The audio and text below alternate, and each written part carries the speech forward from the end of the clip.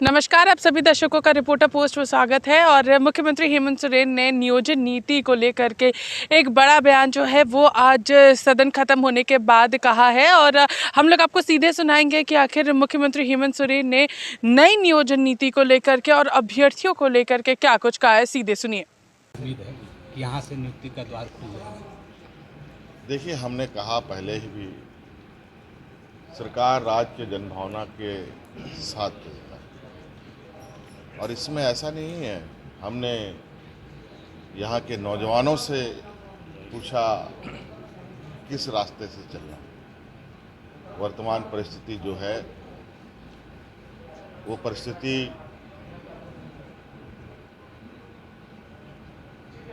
जो बिगड़ी हुई व्यवस्था है उसको पूर्णतया दुरुस्त करने में थोड़ा वक्त लगेगा, लेकिन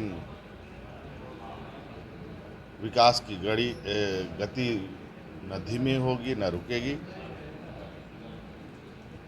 और इसी क्रम में सारी चीज़ों को बेहतर भी करते हुए ये सरकार आगे बढ़ेगी। Thank you sir. ये लोग तो सरप्लस बजट को खा के निकल गए।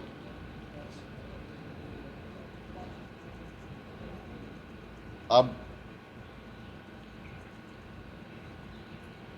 हम लोग का प्रयास होगा आने वाला समय में राज्य के बेहतर संसाधनों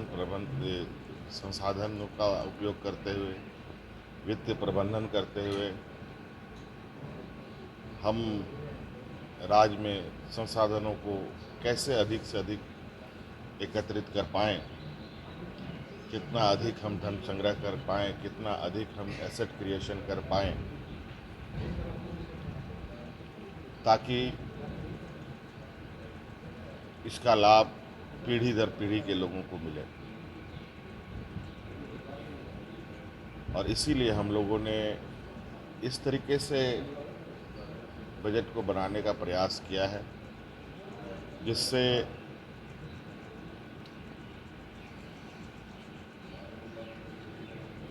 वर्तमान आमजनों को तो उसका लाभ मिले ही, बल्कि आने वाले पीढ़ी को भी उसका लाभ मिले। तो ये एक बड़ी दूरदर्शिता के साथ इस बजट को बनाया गया है। खैर, विपक्ष तो अच्छे कामों पर भी सराहा नहीं सकते, और मेरा मानना है कि आलोचनाएं होनी चाहिए, एक पॉजिटिव आलोचनाएं होनी चाहिए। और खासकर हमारे वर्तमान विपक्ष के लोगों को, क्योंकि बहुत लंबे समय तक इस सत्ता को दिशा देने का जिम्मा इन्हीं के कंधों पर था।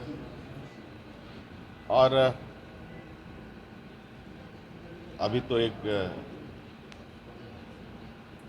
2019 के बाद जो जिम्मेवारी हमें चुनौतियों के साथ मिला, उस चुनौतियों को भी हम लोगों ने बहुत बखूबी से पार किया।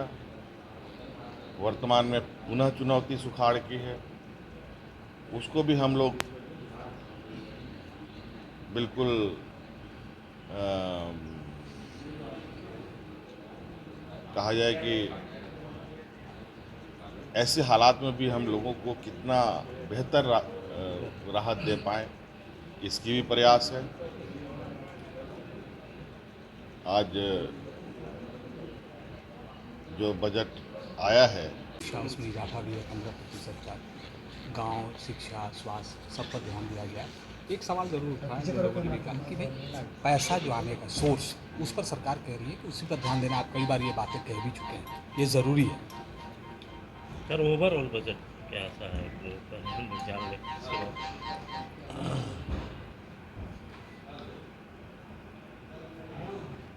झारखंड की ज़रूरतें यहाँ के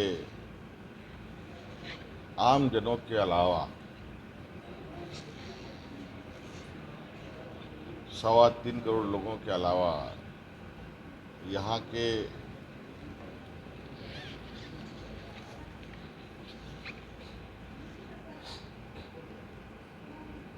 कई संसाधनों पर भी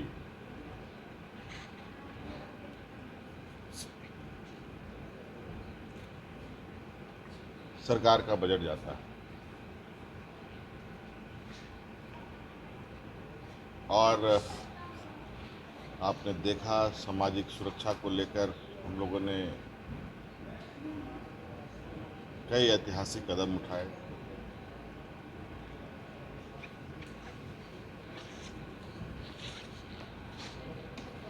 लेकिन ये इससे काम नहीं बनेगा, अभी बहुत कुछ करना बाकी है। 20 सालों में सिर्फ बजट एक कागजी कार्रवाई के रूप में देखने को मिला, लेकिन अब का बजट इसीलिए पहले हम लोगों ने अपन बजट का नाम दिया, अब बजट का नाम हम इनके बजट है।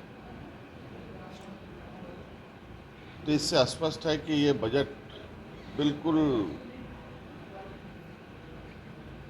झारखंड के हितों को लेकर, यहाँ के लोगों के समस्याओं को समाधान को लेकर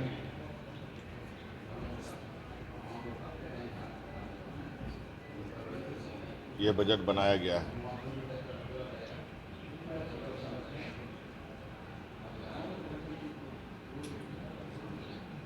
पिछले बजट के अनुपात 15% का इजाफा हुआ है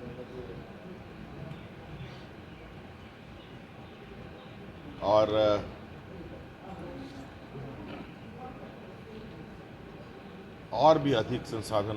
तो आपने यहाँ पर मुख्यमंत्री हेमंत सोरेन को सुना, जिन्होंने स्पष्ट रूप से कहा कि हम लोगों ने युवाओं से ही सजेशन लिया था कि आखिर सरकार क्या करे, किस रास्ते को अपनाए, क्योंकि विकास जो है उसे चलते रहना चाहिए। तो इसको लेकर के हमने अभ्यर्थियों से ही बात किया।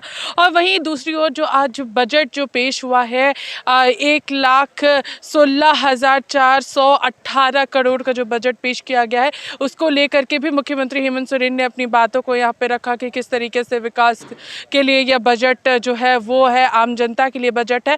तब तक के लिए बने रहिए रिपोर्टर पोस्ट के साथ। मैं पूजा, नमस्कार।